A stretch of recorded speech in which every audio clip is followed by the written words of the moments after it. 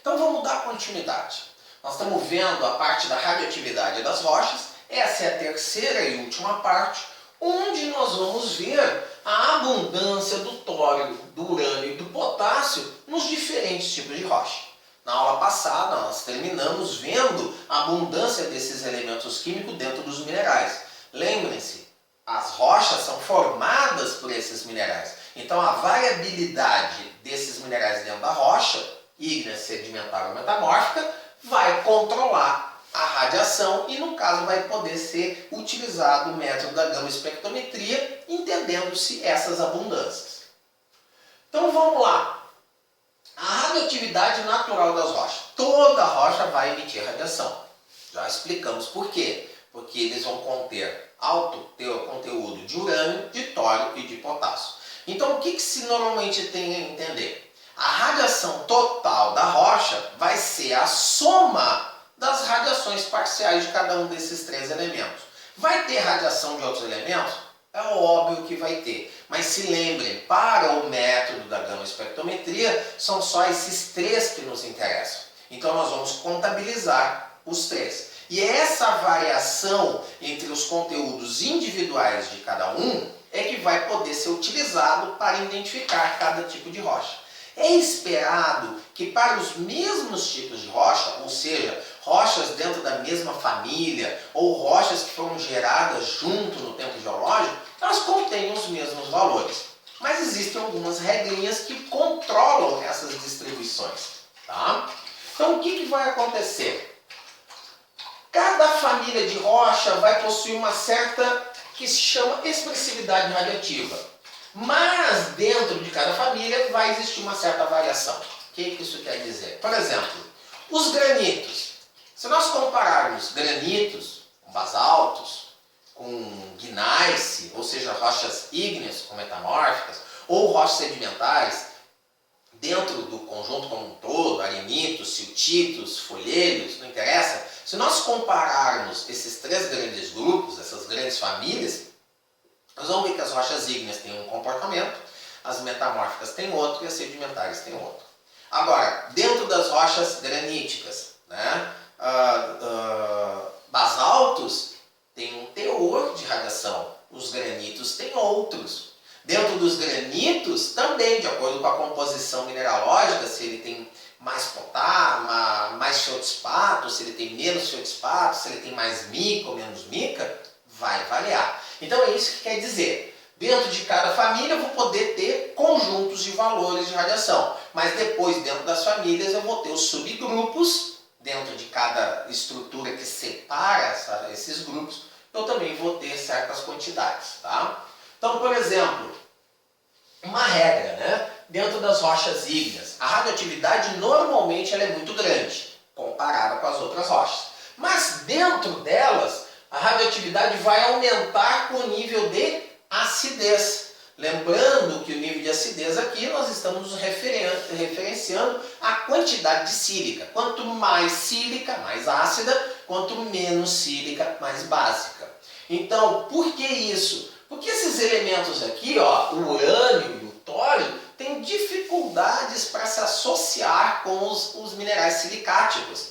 Então eles vão sobrando dentro de rochas ígneas, eles vão sobrando dentro da câmara magmática e vão se enriquecendo exatamente nos termos mais ácidos, que são os últimos termos a solidificar dentro do processo ígneo.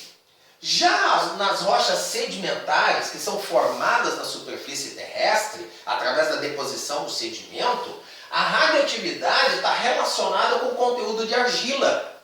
Lembra, a argila principalmente é formada por potássio, altas concentrações de potássio, mas pode absorver tanto urânio quanto tório, por causa exatamente da sua formação. Então, aqui no caso, né, nas rochas sedimentares, eu penso em radiação, eu estou pensando também em conteúdo de argila. Tá? Então, o que vai acontecer? E dentro desses dois, de acordo com o tipo de rocha, como o potássio é o mais presente, então ele acaba sendo o principal fator de controle dessa radiação por causa da sua distribuição. No caso, então, vamos lá. O que vai controlar? né? Urânio, tório e potássio de cada rocha. Primeiro, a contribuição individual de cada um, a atividade radioativa específica de cada um. Quem é mais radioativo? Urânio, tório, potássio? Quem está mais concentrado na rocha? Qual deles? Tá?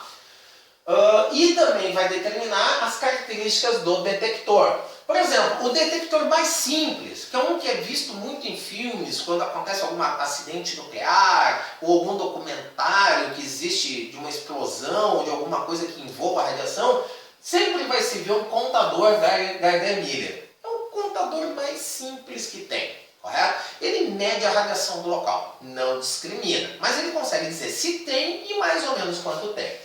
Pode ser usado um cintilômetro, ou no nosso caso, que é o que nos interessa, um gama espectrômetro, porque esse sim tem capacidade de ler, a identificar a radiação emitida pelo urânio, pelo tório e pelo potássio.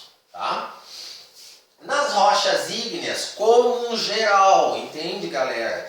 Vocês têm que entender, isso é uma regra geral, não é específica para todos os casos.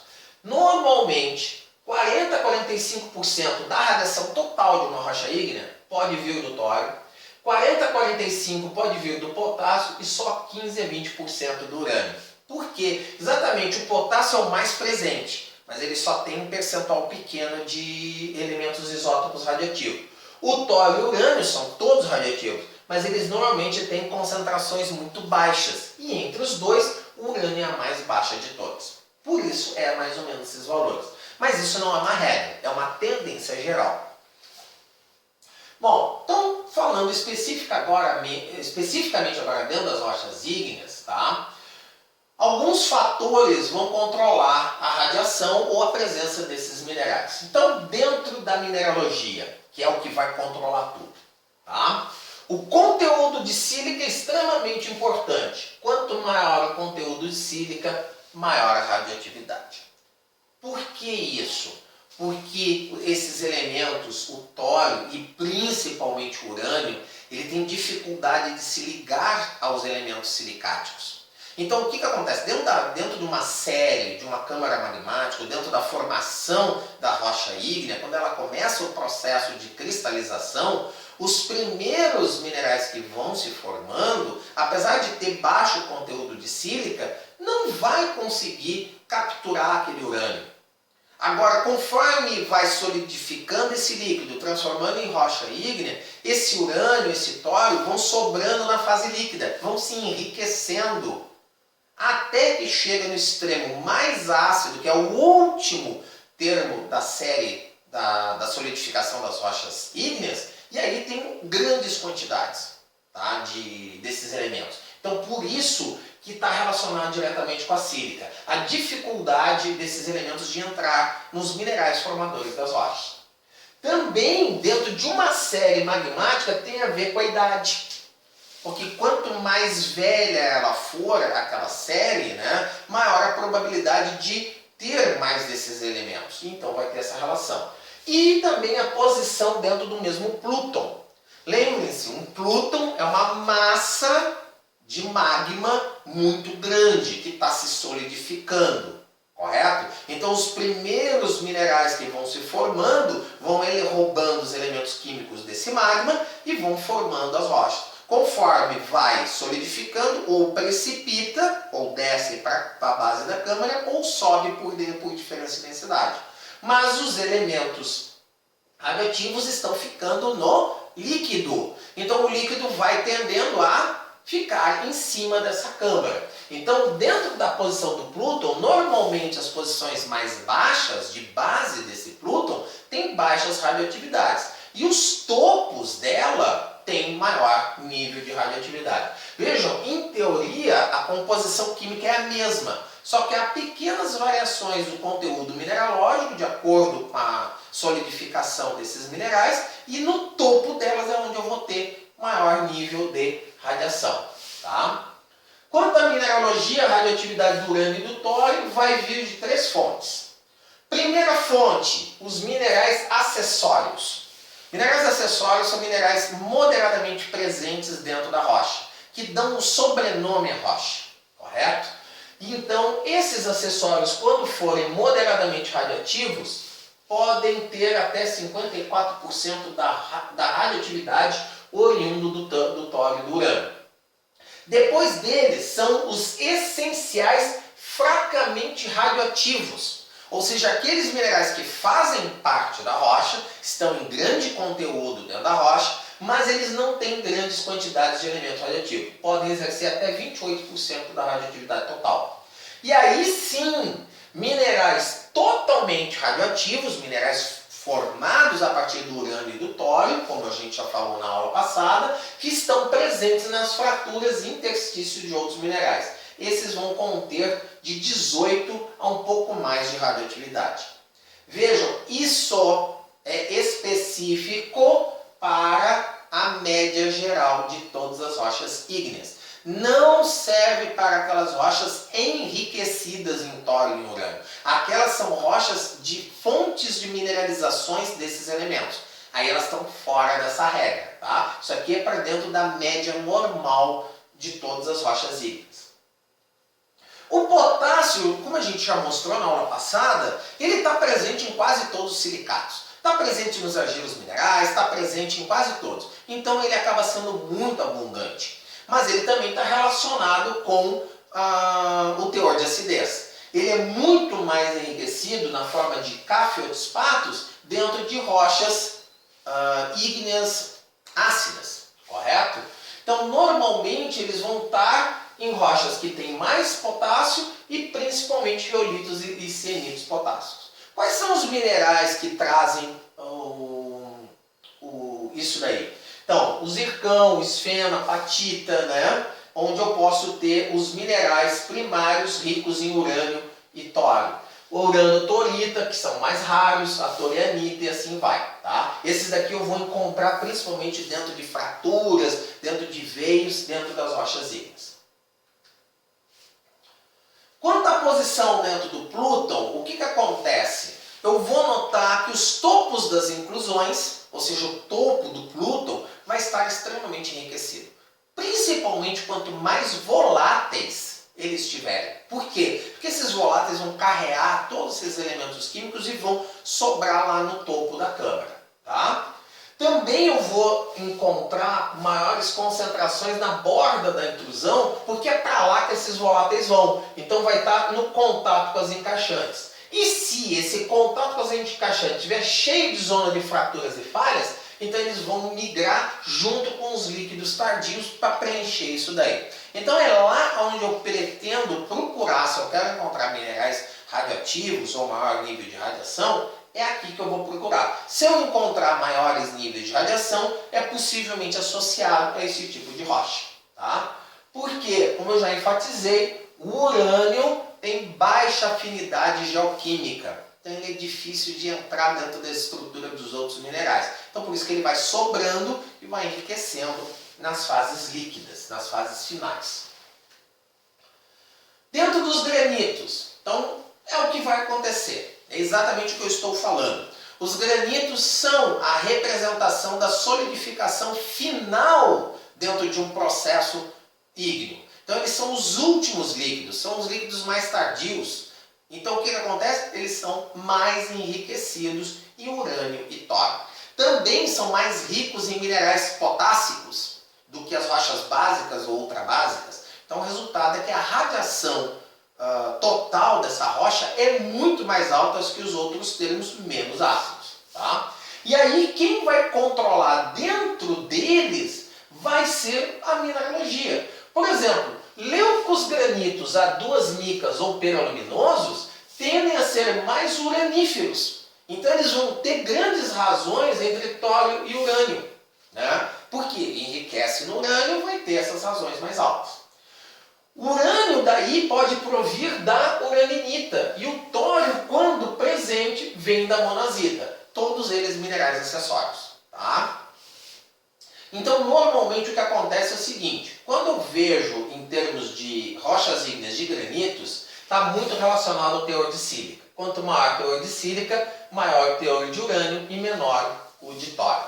E quando eu encontrar minerais de urânio, vai aparecer principalmente dentro dos veios ou como depósitos de urânio, estrôncio e wolfrâmio. Bom, as biotitas, né, ou hornblendas também, granitos, vai depender muito de qual mineral principal, pode ser a biotita ou a hornblenda, mas esse tipo de granito normalmente vai possuir uma correlação positiva entre urânio e tório. Então os dois normalmente se enriquecer, vão enriquecer juntos ou vão empobrecer junto. Quem é a mineralogia radioativa desses dois? Vou encontrar na forma de apatita, zircão, torita, esfeno ou alanita. Tá? Os alcalinos e peroalcalinos são semelhantes a esses daqui, mas mais ricos em tório do que potássio. Tá? E aí vão possuir valores absolutos bem maiores. As rochas básicas normalmente vão possuir valores muito baixos de radiação. Exatamente porque são as primeiras a estarem se solidificando, então normalmente nos processos de solidificação magmática, eles vão acabar tendendo a não ficar com esses elementos, que vão sobrando para as fases mais tardias, para as fases mais ácidas. Então normalmente os valores são bem mais baixos. Tá? Aí a variação dentro das rochas básicas, né, como por exemplo a família dos basaltos, vai estar controlado pela geoquímica. Se eles forem mais alcalinos, a concentração desses elementos aumenta, mas se eles forem toleíticos, vai diminuir. Se eles forem oceânicos, a concentração baixa. Se eles forem não orogênicos, aumenta. Tem tudo a ver com a sua origem, correto? Porque aí a própria fonte vai selecionar essa concentração deles na fonte original. As rochas metamórficas é um caso à parte. Por quê? Primeiro, o metamorfismo é um processo de transformação de outra rocha.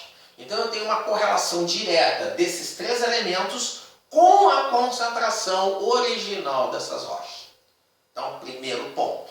Se a rocha originalmente tinha bastante tório ou urânio, então é provável que a rocha metamórfica mantenha esses níveis.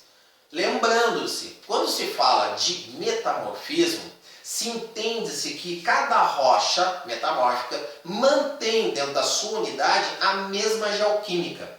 Ou seja, não há migração de elementos de uma rocha para outra, mas há migrações de elementos químicos dentro da mesma rocha no processo geológico. Então pode ser que alguns elementos se enriqueçam em determinadas porções dentro da rocha, mas normalmente eles não vão sair migrando para outras. Então, nesse sentido, se a rocha metamórfica original tinha uma quantidade de urânio e tório, se não houver nenhum mecanismo que leve esses elementos embora, eles vão permanecer na rocha. Então, se o nível original era alto, se espera uma rocha metamórfica também de valor alto. Se o valor era baixo, espera-se que o valor se mantenha baixo. Mas lembre-se, se existir qualquer mecanismo, principalmente mecanismos hidrotermais, eles podem levar embora das rochas alguns desses elementos, principalmente o urânio, porque o urânio, lembra que eu já falei, né? Ele tem facilidade de ir embora com a água metamórfica ou a água de processos hidrotermais. Então aí sim pode haver uma variação desses elementos de acordo com o processo. Tá? Então vamos lá. Então, o que acontece? Os elementos tório e urânio tendem a diminuir com o incremento do metamorfismo, tá? Sendo então fortemente marcado no facies granulito. Principalmente por quê? Porque há desidratação dos minerais. Esse processo de desidratação é o que eu estou falando. É o único processo que efetivamente pode levar embora o tório e o urânio. Se isso ocorrer, então aí eu vou ter essa diminuição desses elementos conforme aumenta o metamorfismo. Se não ocorrer, eles só vão ser remobilizados dentro da rocha. Então o que vai acontecer? Normalmente rochas metamórficas que têm uma atuação hidrotermal ou que têm uma grande mobilidade de fluidos metamórficos vão ter razões urânio e tório muito diferentes do restante das rochas, porque essa razão está mudando durante o metamorfismo. E aí vai ser chamada a atenção por essa relação aqui que vai se destacar. Tá? Já vou mostrar isso daqui a pouco. Dentro das rochas sedimentares, por causa exatamente da formação delas, que é a partir de intemperismo, transporte, deposição de material oriundo de outras rochas, e aí eu tenho vários processos que selecionam isso até a formação da rocha sedimentar em si, eu vou ter uma gama muito variada da radiação, dentro de todos os tipos de rochas sedimentares, areníticas, siltíticas, conglomerados, porque vai ter uma variação, uma variabilidade muito grande de rochas e de minerais. Tá? Então o que vai acontecer? Tanto urânio, tório e potássio vai estar relacionado, a quantidade deles, com a fonte do sedimento. Então, se eu tenho uma fonte de sedimento muito próxima, com altos níveis de urânio e tório, ao longo disso eu vou enriquecer dentro dos sedimentos. E aí o que vai acontecer é que a rocha sedimentar vai tender a enriquecer. Agora, se não tiver muito, e aí não for concentrado durante o processo de transporte, né, através de minerais resistados, pode ser que não concentre tanto. Tá? Lembrando, argilos minerais tendem a ser mais rico em potássio. Então, o que acontece? Quando eu tiver rochas sedimentares ricas em argilominerais, por exemplo, siltitos, folhelhos, argilitos, o nível de potássio aumenta com relação a quem? Por exemplo, aos arenitos, que são mais ricos em quartzo, feldspato, um pouco de mica, mas é muito rico em quartzo. E isso baixa o nível de potássio deles. Então isso vai ter uma característica. Então eu posso usar a contagem do potássio para identificar, por exemplo, as variações entre os níveis de argila e areia, o conteúdo de argila dentro de cada um dos tipos de sedimento e até, quem sabe, conseguir classificar o tipo dessa argila. Os arenitos de longe vão ser as rochas sedimentares com os níveis mais baixos de radiação. Por quê? Eles tendem a ser extremamente ricos em quartzo. Agora, dentro dos arenitos, se ele tiver um pouco mais de potássio, por exemplo, um arenito feldspatódico ou arcosiano, o potássio vai estar muito presente por causa dos feldspatos. Então vai ter baixas razões de tório e urânio. Já os arenitos micáceos, aqueles que as micas ainda conseguiram resistir e estão presentes, eles vão ter um nível mais alto ainda de potássio, por causa dessas micas. Os arenitos ricos em minerais pesados, esses têm mais chance de ter o tório e o urânio, porque podem conter zircão, alanita ou até monazita. Você lembra que eu falei das areias monazíticas? Pois é, são areias depositadas em praia que contêm grandes quantidades de monazita. Ou seja, dentro dos arenitos, o que vai controlar a radiação é exatamente a rocha-fonte e o processo que está selecionando esses minerais. No caso dos arenitos, como o mineral mais presente é o quartzo, porque ele é extremamente resistente, então quem vai controlar a radiação são esses elementos, esses minerais menores. Tá? Os carbonatos. Aí sim, nós estamos jogando a radiação lá embaixo. Porque os carbonatos, eles não são silicatos, eles não têm afinidade nenhuma dentro dos processos para fixar ou ter urânio e tório, então eles vão ter níveis de radiação extremamente baixos, tendendo a zero quase. Mas mesmo assim, de acordo com o tipo de carbonatos, pode ser que ainda contenha alguma coisa desses elementos, mas vai depender da origem. Então vamos lá, carbonatos puros, carbonato puro, que só tem carbonato de cálcio, magnésio, potássio, não vai ter radiação. Os níveis de radiação são praticamente de zero, porque quase não tem tório nem potássio e muito menos urânio. Tá? Agora, quando eu tenho carbonatos ricos em urânio, o que isso significa a presença desse urânio? Ambiente redutor. Porque em ambiente redutor ele precipita, ele sai solúvel da água e precipita, vira um material solidificado. Ou eu tenho matéria orgânica. Se lembra que eu falei? A matéria orgânica tem facilidade para capturar e fixar esse elemento químico. Então, Se tiver matéria orgânica, ou seja, se esse carbonato está sendo formado próximo da costa, por exemplo, ele vai ter maior quantidade de urânio. Se eu consigo ter um pouco de tório, um pouco de potássio e um pouco de urânio, então a presença desses elementos pode estar associada a argila ou minerais, que estão sendo depositados junto com os carbonatos. Significa o quê? Estou próximo de um rio ou um delta que bate, né, aquela frente de água e vai levando os argilos minerais para mais um pouco longe e vai depositar junto com os carbonatos. Se ele tem um pouquinho de potássio com ou sem urânio, então pode indicar que esse carbonato é de origem de algas ou presença de glauconita. Muitas algas precipitam na sua carapaça externa para proteção, precipitam carbonatos. E aí esses carbonatos podem conter altos níveis de potássio. Agora sim, relações entre urânio, tório e potássio. Ou seja, se eu ficar dividindo esses valores obtidos, posso obter algumas relações. Quando esse índice é maior do que 7, por exemplo, entre tório e urânio, eu posso estar trabalhando com rochas sedimentares de nível continental, ambiente oxidante, presença de solos intemperizados junto com essa rocha sedimentar. Se a razão tório e urânio for menor que 7, pode ser depósitos marinhos, ou folheiros cinzas ou verdes, ou gravatas. Agora, se esse índice é muito baixo, menor que 2, posso estar trabalhando com folheiros negros marinhos ou fosfatos. Bom, então o que acontece? Quando se fala de rochas sedimentares, se utiliza principalmente as razões urânio e tório. E isso pode ser expressado através desse gráfico.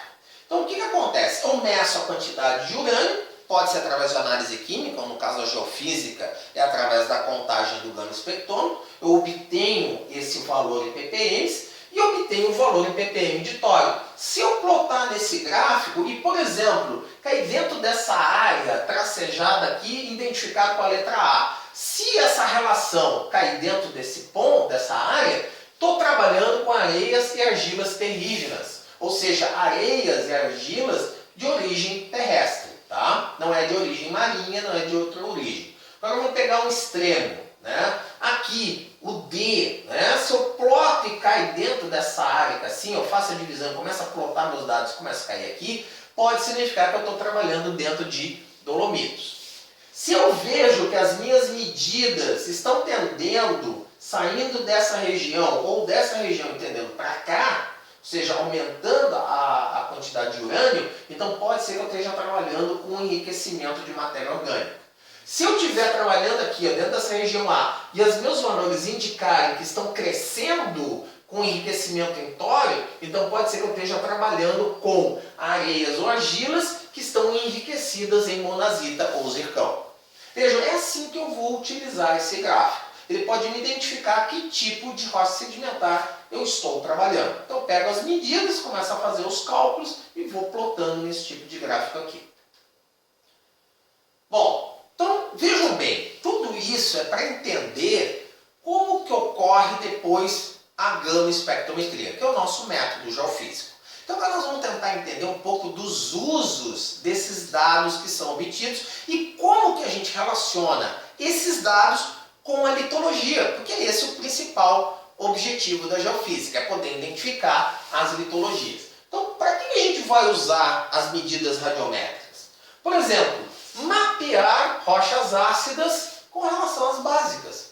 Vejam, a gente acabou de ver, as rochas ácidas tendem a ter mais radiação por concentração maior dos elementos químicos radioativos do que as básicas. Então, se eu fizer um mapeamento disso, eu vou poder identificar onde é que está uma possível rocha ácida ou uma possível rocha básica, porque tem contrastes de valores muito altos. Posso mapear as rochas sedimentares ricas em argilas ou com clastos mais ácidos. Veja, se ela é rica em argila, o meu teor de potássio sobe. Se ela tem mais clastos ácidos, também a radiação vai subir, só que um pouquinho diferente. Mapear o avanço do metamorfismo. Por quê? Porque eu vou ter uma diminuição da radioatividade, principalmente em que tipo de metamorfismo? O hidrotermal, aquele que vai levar embora aqueles elementos radioativos. Então eu posso fazer diferentes usos deles. Posso usar então a medida de canais individuais, ou seja, eu olho só para contabilização do tório, olho só para contabilização do urânio e do potássio separadamente. E aí vou identificando quais são as litologias por concentração desses elementos. Tá? Também posso identificar trends estruturais, porque de repente esses materiais migram e se precipitam ao longo daqueles trends. Tá? Vou utilizar também os dados de razões. Tório sobre urânio, tório sobre potássio e urânio sobre potássio. Tá? E aí eu vou poder analisar diferentes tipos de relação entre eles. Se tem hidrotermalismo, se é uma evolução magmática, se ocorre alteração hidrotermal, se ocorre algum processo de óxido e redução dentro das rochas. Aí eu tenho que ver caso a caso. Mas eu sempre vou relacionar os diferentes tipos de rocha. Então vamos ver, na prática agora, como é que isso funciona. Isso aqui é um mapa aerogeofísico, aerogama-espectrométrico, ou seja, obtido a partir de um aerolevantamento. O gama-espectrômetro foi colocado dentro de um avião, esse avião foi voando dentro de uma determinada área e foi medindo as radiações. Então agora aqui eu estou usando a radiação total, a soma das emissões de radiação do urânio, do tório e do potássio, tudo. Vejam, só olhando aqui assim, ó, independente da escala, usando só as cores, eu já consigo identificar zonas que estão mais claras, com nível de radiação mais baixo, e níveis de radiação mais alto, bem delimitadas. Eu consigo encontrar determinadas regiões que estão isoladas aqui através desses números. Bom, eu ainda não bati meu martelo lá, eu não fui visitar a área, mas eu consigo, antes mesmo de ir lá, consigo ter uma ideia. Olha, se eu quero procurar alguma coisa anômala, alguma coisa que varia, está aqui essas áreas, que variam muito, tem alto nível de radiação, e outros que têm muito baixo e outros que têm variação dentro deles. Já é um mapa que eu posso ter uma ideia. Agora vamos lá. Aqui eu estou usando somente o canal do urânio. Se lembra na questão da unidade, naquela aula anterior da unidade? Ó, isso aqui é contagem por 2 segundos. Tá? Então vamos lá. Quando eu olho somente para o urânio, olha aqui o que acontece. Eu vejo áreas que têm altas concentrações de urânio. Pequenas áreas, mas que têm altos valores. Podem ser erro de medida, pode ser realmente uma área. Esse daqui, por exemplo, e esses pontinhos menores podem ser erro de medida. Mas essas manchas aqui assim, ó, mais bem distribuídas, já é um pouco mais difícil. E também posso encontrar locais em que a concentração é muito baixa de urânio. Isso também chama atenção. Então vejam, sem nem ao menos eu ir na área, já consigo ter uma ideia de localizações que pode ter essa variação do urânio. Aqui o de potássio. Vejam como o potássio ele é extremamente variado. Muitas rochas têm concentrações muito diferentes. Olha como é um mapa muito rico. Vejam, eu não estou olhando para a geologia, não é um mapa geológico, é um mapa de distribuição do potássio, que está relacionado à geologia. Então, no caso aqui, né, é um mapa da nossa região, aqui de Caçapava do Sul. Aqui, então, é a suíte granítica Caçapava do Sul. Tá? Essa grande mancha que assim, que foi delimitada usando o canal do potássio, como essa região. E aqui pequenas outras regiões, onde eu tenho quase nada de potássio, ou tenho regiões com mais alto. Então o que acontece? Pego esse aerolevantamento e vou ver o que significa geologicamente dentro da região essas unidades. Aqui o exemplo, então esses são os 3 canais separados. Agora aqui vamos começar a analisar as relações de contagem. Nesse caso aqui, do tório divididos pelo potássio. O que está acontecendo aqui nessa região? Toda essa região aqui, essa mobilidade, essa relação é de 1 para 1. Então não tenho valores anômalos. Mas aonde essa relação muda, né, eu tenho uma maior concentração de tório sobre potássio nessa região e nessa região aqui. Vejam como ficou bem mais simples, também um pouco aqui, ó. Então o que acontece? Se eu estou estudando essa região, eu vou lá para ver o que aconteceu. Possivelmente um processo hidrotermal. ou de metamorfismo. A menos uma coisa, o urânio por potássio. Vejam a coincidência, né? Eu tenho na mesma região, só que agora mais isolado. E essa região aqui também tem a mesma propriedade. E por último, o urânio sobre tório. Aqui no caso mostra que a região não tem grandes variações, nenhum processo que causa essa grande variação. Correto? Então não tem muita informação nesse daí. Mas os outros têm bastante. Vejam, tudo isso é para nós entendermos por que e como que o método pode ser utilizado dentro do estudo das rochas. Então, espero que tenha ajudado bastante vocês. Essa é a última aula que nós temos, então, para falar sobre radiometria, sobre a propriedade física da emissão de radiação. Espero que tenha ajudado. Vamos agora para o próximo módulo. Vejo vocês na próxima aula.